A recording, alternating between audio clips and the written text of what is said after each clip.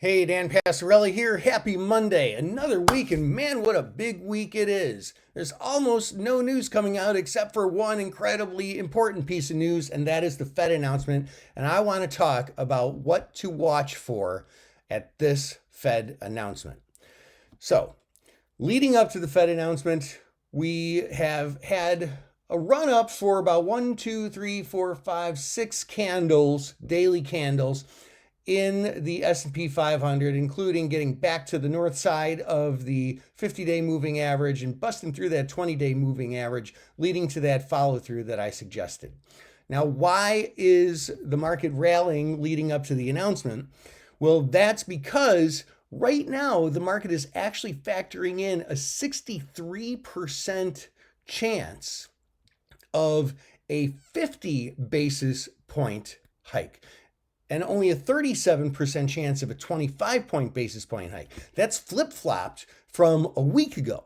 A week ago, the market was really only expecting 25 basis points. Now it's expecting there to be 50 basis points. And you know what?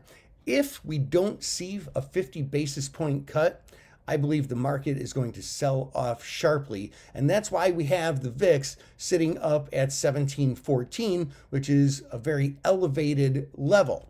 Now, from a technical standpoint, also, we are looking at potentially a triple top here if we get a bounce south of it following Wednesday.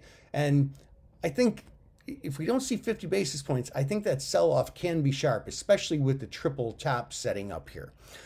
Now, if we do see the 50 basis points, that now becomes the new normal. That now becomes the, hey, what's next?